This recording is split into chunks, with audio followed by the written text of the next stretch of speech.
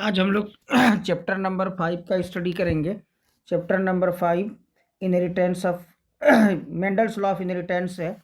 इसमें मेंडल के वंशागति के नियम, इसी को आज इसी चैप्टर का आज हम लोग कुछ ऑब्जेक्टिव देखेंगे हम लोग, और मोस्ट इम्पोर्टेंट ऑब्जेक्टिव है एग्ज़ाम के व्यू से। तो चलिए सबसे पहले प्रश्न की ओर, सबसे पहले क्वेश्चन की ओर चलते हैं हम लोग। पहला क्वेश्चन है या पहला प्रश्न है, पीढ़ी F1 पीढ़ी के संकर पौधे को जब समयुग्मजी और प्रभावी जनक से क्रॉस कराया जाता है तो इसे क्या कहते हैं?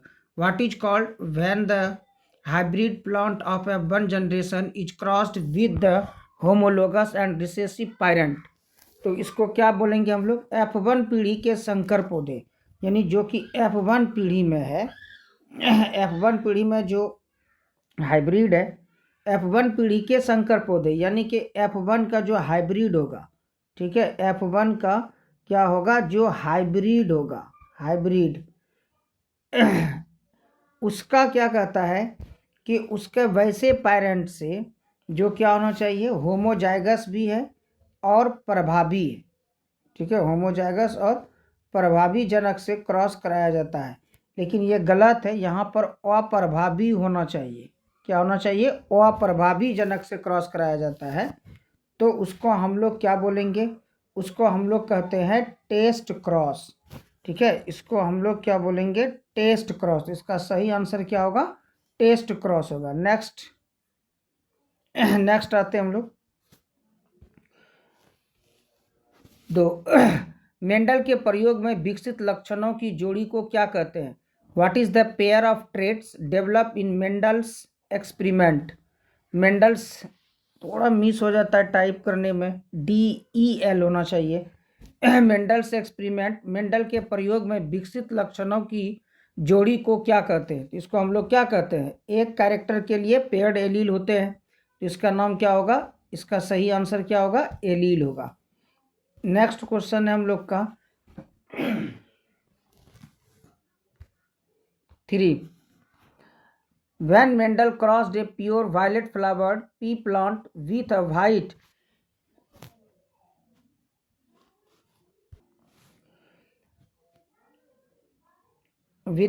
flowered plant, what kind of plant were obtained in the first generation? Mendel ने एक शुद्ध बैंगनी फूल वाले मटर के पौधे को जब सफ़ेद फूल वाले पौधे से क्रॉस करवाया तो पहली पीढ़ी में कैसे पौधे मिले? तो हम लोग पढ़े हैं कि देखिए, जो बैंगनी फूल वाला पौधा होता है या बैंगनी फूल का जो लक्षण होता है वो सफ़ेद फूल पर क्या होता है? डोमिनेंट होता है, या क्या होता है? प्रभावी होता है। इसलिए पहली पीढ़ी में जितना भी पौधा आएगा, all are violet flowering plants, सभी बैंगनी फूल वाले पौधे। इसका सही आंसर क्या होगा? ए। नेक्स्ट आते हैं 4 number. When more than 2 alleles are responsible for a trait in an organism, it is called, कहता है जब किसी जीव में एक लक्षण के लिए 2 से अधिक एलील जिम्मेदार हो तो इसे कहते हैं। यानी क्या बोल रहा है? कैरेक्टर कितना है? एक ही कैरेक्टर है, और एक कैरेक्टर के लिए क्या कहता है? 2 से ज़्यादा एलील, 2 से अधिक एलील, 2 से अधिक एलील। तो हम लोग जानते हैं कि जब एक कैरेक्टर के लिए 2 से अधिक एलील होगा तो इसको हम लोग क्या बोलते हैं? मल्टीपल एलेलिज्म कहते हैं, यानी बहुविकल्पता या मल्टीपल एलेलिज्म कहा जाता है। इसलिए इसका सही आंसर क्या होगा? इसका सही आंसर सी होगा, बहुविकल्पता या मल्टीपल एलेलिज्म होगा। नेक्स्ट क्वेश्चन आते हैं हम लोग।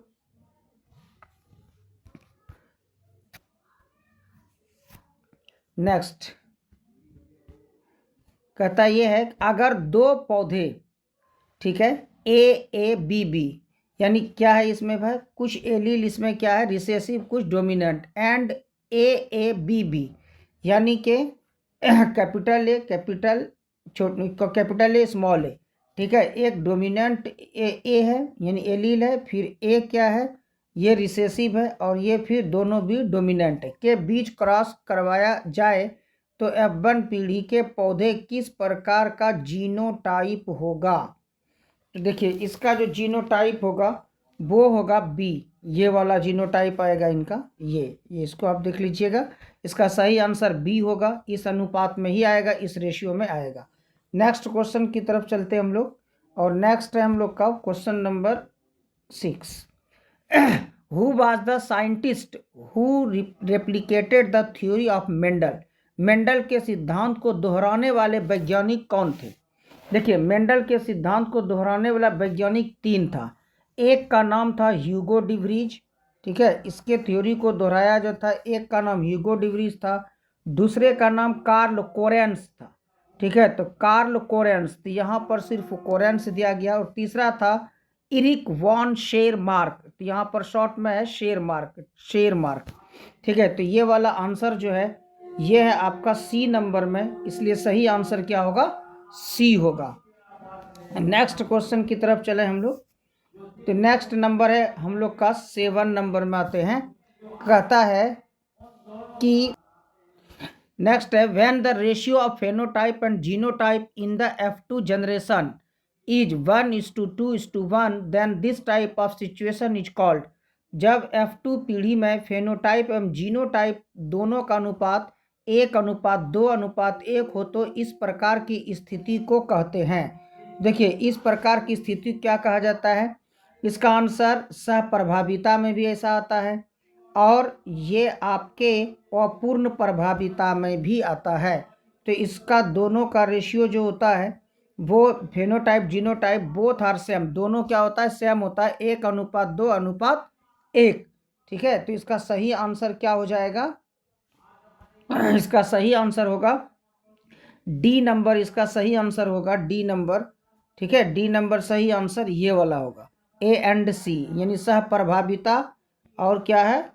अपूर्ण प्रभाविता। सहप्रभाविता देखिए इसका इंग्लिश जो होता है वो होता है कोडोमिनेंस, ठीक है, और अपूर्ण प्रभाविता का इंग्लिश में होता है इनकम्प्लीट डोमिनेंस। तो कोडोमिनेंस और इनकम्प्लीट डोमिनेंस का जो फेनोटाइप और जीनोटाइप रेशियो होता है वो होता है 1:2:1। नेक्स्ट क्वेश्चन आते हैं हम लोग, नेक्स्ट है हम लोग का 8। When red colored cattle were crossed with white colored cattle, then its generation the color of the cattle become spotted, gave or brown. Give spotted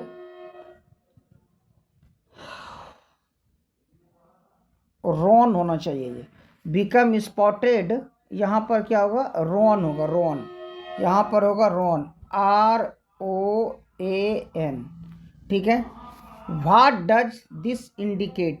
लाल त्वचा वाले मवेशी को जब सफ़ेद रंग वाले मवेशी से क्रॉस करवाया गया तो F1 पीढ़ी में मवेशियों का रंग चितकाबरा या रोन हो गया। यह किसको प्रदर्शित करता है? तो ये क्या होता है? ये कोडोमिनेंस होता है। तो इसका सही आंसर क्या होगा? कोडोमिनेंस होगा, इसका सही आंसर कोडोमिनेंस, ठीक है, इसका सही आंसर होगा कोडो। नेक्स्ट क्वेश्चन है हम लोग का, who propounded the theory of coupling and repulsion? युग्मन एवं विकर्षण के सिद्धांत को किसने प्रतिपादित किया था? तो यह सिद्धांत दिया था बैटसन और पन्नेट ने। इसका सही आंसर क्या होगा? बी होगा, बैटसन एंड पन्नेट इसका सही आंसर है। नेक्स्ट क्वेश्चन है, the patient is unable to recognise due to colour blindness. वर्णदता में रोगी पहचान नहीं कर पाता। किस किस रंग का नहीं करता है पहचान भाई? लाल एवं हरे रंग को, रेड एंड ग्रीन। इसका सही आंसर होगा लाल एवं हरे, यानी कि रेड एंड ग्रीन कलर को, जिसको कलर ब्लाइंडनेस की बीमारी होती है वो इस कलर को नहीं पहचान सकता है। नेक्स्ट आते हैं हम लोग 11 नंबर में, when does crossing over takes place? Crossing over की क्रिया कब संपन्न होती है? तो देखिए, क्रॉसिंग ओवर जो होती है वो मियोसिस फर्स्ट डिवीज़न होता है, और मियोसिस फर्स्ट डिवीज़न में एक स्टेज होती है पैकिटीन स्टेज, ठीक है। तो ये जो होता है क्रॉसिंग ओवर की क्रिया जो होती है वो मियोसिस, ये जो होता है जैसे मियोसिस डिवीज़न जो होता है मियोसिस डिवीजन, तो मियोसिस डिवीजन जो होता है हम लोग ये जानते हैं कि इसमें मियोसिस फर्स्ट होता है और मियोसिस सेकेंड होता है। मियोसिस फर्स्ट में जो होते हैं प्रोफेज फर्स्ट का 5 अवस्था होती है, 5 फेजेस होते हैं, जिसमें एक होता है पैकिटीन। तो ये मियोसिस फर्स्ट के प्रोफेज फर्स्ट के पैकिटीन स्टेज में होती है, ऐसे भी पूछ सकता है ये, ठीक है। याद रखना है क्रॉसिंग ओवर क्या होता है, मियोसिस फर्स्ट के प्रोफेज फर्स्ट के पैकिटीन स्टेज में होती है। इसका सही आंसर ए होगा, ठीक है। इसका सही आंसर क्या होगा, ए। नेक्स्ट क्वेश्चन हम लोग का है, नेक्स्ट क्वेश्चन है if a normal man marries a woman suffering from hemophilic what will the condition of the male children born to them. अगर सामान्य पुरुष की शादी हीमोफीलिया के वाहक स्त्री से हो तो इन दोनों में से उत्पन्न नर, देखिए इसको आप इस तरीके से थोड़ा सा देख लीजिएगा। देखिए होता क्या है, अगर मान लेते हैं क्या बोल रहा है, एक सामान्य पुरुष यानी क्या है भाई, एक्स और वाई है, हीमोफीलिया के वाहक स्त्री, वाहक है यानी कि यहाँ पर सिर्फ एच जीन है हीमोफीलिया का और ये एक्स। आप क्रॉस करा के देख लीजिए, ये इससे अगर क्रॉस करता है तो क्या होगा, एक्स एक्स, यहाँ पर एच आएगा, या ये इससे क्रॉस करता है तो दोनों एक्स नॉर्मल होगा, ठीक है। अगर ये इससे क्रॉस करता है तो क्या हो जाएगा, एक्स पर एच होगा और फिर क्या होगा, वाई होगा। ये इससे क्रॉस करता है तो एक्स और वाई होगा। तो आप देख लीजिए ये क्या हो गया भाई, ये किसके बारे में पूछ रहा है तो दोनों से उत्पन्न नर संतान के बारे में पूछ रहा है। देखिए नर संतान इसमें कितना हो गया, तो एक तो हो गया ये, एक ये, 2 नर संतान यानी 100% बराबर कितना, 2, ठीक है। तो 2 का आधा 50% कितना होगा, 1 होगा। तो 50% क्या है, देखिए एक्स वाई ये नॉर्मल हो गया, ठीक है। और एक क्या है, एक्स एच वाई, तो ये हीमोफीलिया वाला हो गया। इसका सही आंसर तब क्या हो जाएगा, इसका सही आंसर होगा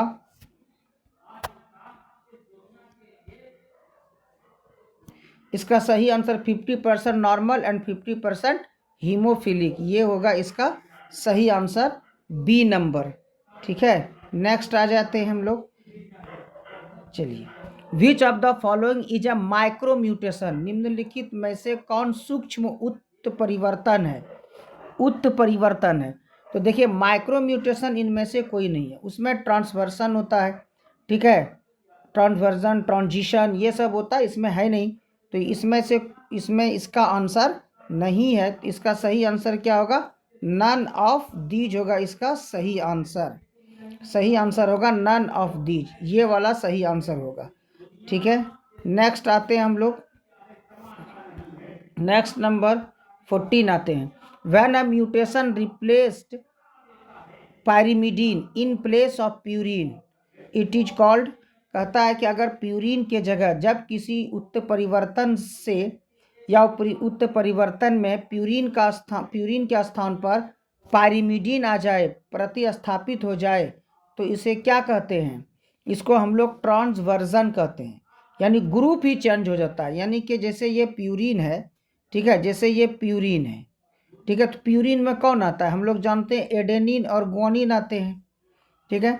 पायरिमिडीन में क्या होता है, 6 मेंबर रिंग वाला आता है जिसको हम लोग साइटोसिन और थाइमिन कहते हैं। तो अगर मान लेते हैं एडेनिन है तो इस, अब देखो ये रिप्लेस कर जाए, कहता है प्यूरिन के जगह पायरिमिडीन, एडेनिन और ग्वानिन दोनों प्यूरिन है, इसके जगह जैसे यहाँ पर एडेनिन क्या हो गया, प्यूरिन हो गया, इसके जगह पायरिमिडीन जैसे सी आ जाए, और ये जी है, ये भी प्यूरिन ग्वानिन है, इसके जगह पे टी आ जाए, ठीक है, ये इसके जगह पर आ जाए, ठीक है। तो क्या हुआ, ए क्या था, प्यूरिन था, सी आ जाएगा, क्या हो गया, पायरिमिडीन। जी क्या था, यानी ग्वानिन है जो कि प्यूरिन ग्रुप का, इसके जगह कौन आ रहा है, थाइमिन आ जाएगा। तो इसका ग्रुप ही चेंज अगर हो जाए तो ट्रांसवर्जन कहलाता है, ठीक है। तो इसका सही आंसर क्या होगा, सही आंसर बी होगा, ठीक है, सही आंसर इसका बी। नेक्स्ट आते हैं हम लोग, नेक्स्ट व्हाट काउज मंगोलिज्म और डाउन सिंड्रोम इन चिल्ड्रन, बच्चों में मंगोलिज्म या डाउन सिंड्रोम होने का क्या कारण है। देखिए डाउन सिंड्रोम में क्या होता है, इसमें 2n+1 हो जाता है क्रोमोजोम। जो नॉर्मल क्रोमोजोम कितना होता है भाई हम लोग में, नॉर्मल क्रोमोजोम 46 होते हैं, 46। लेकिन डाउन सिंड्रोम जो होते हैं इसमें ऐसे बच्चे में क्रोमोजोम जो होते हैं ये हो जाते हैं 2n+1, यानी 2n का कितना होता है वैल्यू आदमी में, ये 46 होता है +1 तो कितना हो जाएगा 47 हो जाएगा। और जब क्रोमोजोम एक बढ़ता है तो इसको हम लोग क्या कहते हैं, ट्राइसोमी। तो down syndrome is an example of trisomy. ठीक है, इसमें जो बच्चे होते हैं वो 8 से 12 वर्ष तक ही जीवित रहते हैं। ऐसे बच्चे का सिर जो होता है वो बड़ा हो जाता है, जीभ मोटा हो जाता है, मुंह आंशिक रूप से खुला हुआ होता है, मेंटली रिटायर्ड होते हैं और 8 से 12 वर्ष होते होते इनकी मौत हो जाती है। ठीक है, तो इस बीमारी को हम लोग डाउन सिंड्रोम कहते हैं। ये क्या हुआ, क्रोमोजोम के बढ़ने से हुआ, एक क्रोमोजोम बढ़ा। वो कौन सा, अगर ये पूछ दे कि डाउन सिंड्रोम में क्रोमोजोम के किस पेयर में वृद्धि होती है, किस पेयर में नंबर ऑफ क्रोमोजोम इंक्रीज करता है, तो याद रखिएगा 21 पेयर जो क्रोमोजोम होता है 21। ठीक है, मान लेते हर क्रोमोजोम का 2 पीस होता है, ठीक है, हर एक प्रकार का। तो ये 21 क्रोमोजोम 2 ठो होगा नॉर्मल, एक और बढ़ जाएगा इसी तरह का। तो 21 पेयर जो क्रोमोजोम होते हैं उसमें एक क्रोमोजोम इंक्रीज करता है, एक क्रोमोजोम बढ़ता है, इसको हम लोग क्या कहते हैं, ट्राइसोमी कहते हैं। ठीक है, इसलिए इसका सही आंसर क्या होगा भाई, इसका सही आंसर हो जाएगा सी नंबर, ये वाला इसका सही आंसर होगा ट्राइसोमी। ठीक है, नेक्स्ट आते हैं। नेक्स्ट है a tall red flowered P plant after crossing with a dwarf white flowered plant, a test cross shall give a ratio of, एक बौने सफ़ेद फूल वाले पौधे के साथ क्रॉसिंग के बाद एक लंबा लाल फूल वाला मटर का पौधा एक टेस्ट क्रॉस का अनुपात देता है। इस दोनों के बीच कराएंगे। देखिए डायहाइब्रिड जब भी आ जाता है ना, देखिए यहाँ क्या लिखा है, बौने सफ़ेद फूल, तो यहाँ पर 2 कैरेक्टर, ठीक है, तो डायहाइब्रिड आएगा। तो इसका जो टेस्ट क्रॉस रेशियो निकलता है वो निकलता है 1:1:1:1, यानी ये होगा 1:1:1:1। ये यहाँ पर एक गलत है, ये नहीं होगा। ठीक है, कितना होगा, 4 होगा, 1:1:1:1, 1:1:1:1। इसका सही आंसर होगा डी नंबर। ये 5 हो गया था, नहीं बल्कि ये इसका सही आंसर होगा। ठीक है, इसका सही आंसर जो होगा वो कौन सा होगा भाई, इसका सही आंसर जो होगा, सही आंसर इसका जो होगा, ये सही आंसर इसका होगा 1:1:1:1, ये होगा इसका सही आंसर। ठीक है, नेक्स्ट आते हैं। मेंडल ने यह सिद्धांत नहीं दिया था, Mendel did not propose the theory of, Mendel ने कौन सा थ्योरी नहीं दिया था। ठीक है, देखिए मेंडल ने डोमिनेंट का चर्चा किया था, ये तो दिया ही था, लॉ ऑफ सेग्रीगेशन भी दिया था, लॉ ऑफ इंडिपेंडेंट असॉर्टमेंट भी दिया था, स्वतंत्र विहन का भी नियम, प्रभाविता का नियम, पृथक्करण का नियम। मेंडल ने इनकम्प्लीट डोमिनेंस नहीं दिया था, जो कि मेंडल के नियम का ये एक्सेप्शन था, अपवाद था, जिसका इसी का फेनोटाइप और जीनोटाइप रेशियो जो आता है 1:2:1 आता है मोनोहाइब्रिड में। जबकि ये जो डोमिनेंट वगैरह सब जो दिया था तो ये फेनोटाइप आता था 3:1, नहीं और जीनोटाइप ये रहता था। लेकिन इसका फेनोटाइप जीनोटाइप इनकम्प्लीट डोमिनेंस में दोनों ये रहता है 1:2:1, फेनोटाइप भी और जीनोटाइप भी, ये मेंडल ने नहीं दिया था। इसलिए इसका सही आंसर क्या हो जाएगा, ये वाला थ्योरी मेंडल ने नहीं दिया था। सही आंसर बी हो जाएगा, इनकम्प्लीट डोमिनेंस, अपूर्ण प्रभाविता। इसका सही आंसर है अपूर्ण प्रभाविता। नेक्स्ट आते हैं 18 में। प्लियोट्रॉपिक जीन जो होता है ये मल्टीपल फेनोटाइप देता है। प्लियोट्रॉपिक जीन ऐसे जीन होते हैं जो कि बहुत सारे कैरेक्टर को, बहुत सारे लक्षण को ये दिखा सकता है। तो ऐसे जीन को हम लोग क्या बोलते हैं? Pleiotropic gene. ये प्लियोट्रॉपिक जीन मल्टीपल फेनोटाइप देगा बाहर से जो दिखते हैं। ठीक है, सही आंसर क्या हो जाएगा? सी नंबर होगा, मल्टीपल फेनोटाइप। नेक्स्ट आते हैं, नेक्स्ट नंबर है कहता है an organism with two identical allele is said to be. कहता है किसी एक जीव में दो समान एलील होते हैं एक लक्षण के लिए। मान लेते हैं क्या, कोई टॉल है, ठीक है, कोई टॉल पी प्लांट है, टॉल प्लांट है, ठीक है। टॉल कितना हुआ? एक लक्षण हुआ, एक कैरेक्टर हुआ, और दोनों के लिए एलील क्या है? डबल बड़ी टी, ठीक है, आइडेंटिकल है, सेम है, ठीक है। तब क्या होगा? इसको होमोजाइगस बोलेंगे, सेम रहेगा। अगर यही होता कि बड़ी टी होता और छोटी टी, यानी कि capital T and small T, तब ये हेट्रोजाइगस हो जाता। एक कैरेक्टर के लिए, एक लक्षण के लिए दोनों एलील अगर सेम टाइप का हो, ठीक है, सेम टाइप का, जैसे दोनों कैपिटल टी है यानी डोमिनेंट एलील है, ठीक है, या दोनों स्मॉल टी यानी रिसेसिव एलील है, तो ये भी होमोजाइगस होगा, ये भी होमोजाइगस है। लेकिन ऐसा और ऐसा होगा, यानी एक डोमिनेंट है एक रिसेसिव है, तब ये क्या हो जाएगा? हेट्रोजाइगस। ऐसे भी दोनों दो तरह का लग रहा है, हेट्रो में ना एक तरह का नहीं होता है, ठीक है, मतलब अलग अलग टाइप का होता है। इसलिए इसका सही आंसर क्या होगा भाई? आइडेंटिकल, समान है, तो क्या हो जाएगा? ये वाला एलील कहता है इसमें है। चाहे तो दोनों डोमिनेंट कैपिटल टी हो सकता है, या दोनों रिसेसिव दोनों स्मॉल टी में हो सकता है। इसलिए इसका सही आंसर क्या होगा? सही आंसर होगा इसका होमोजाइगस, बी नंबर इसका सही आंसर है, ठीक है। नेक्स्ट आते हैं हम लोग, नेक्स्ट है who is considered as father of genetic. कहता है कि मेंडल ये जेनेटिक्स का पिता कौन है? तो सब जानते हैं, ये आप तो पढ़े भी होंगे 9-10 में भी, मेंडल है जेनेटिक्स का पिता। ये बहुत हल्का क्वेश्चन है। नेक्स्ट आते हैं हम लोग 21, a cross between hybrid and recessive parent.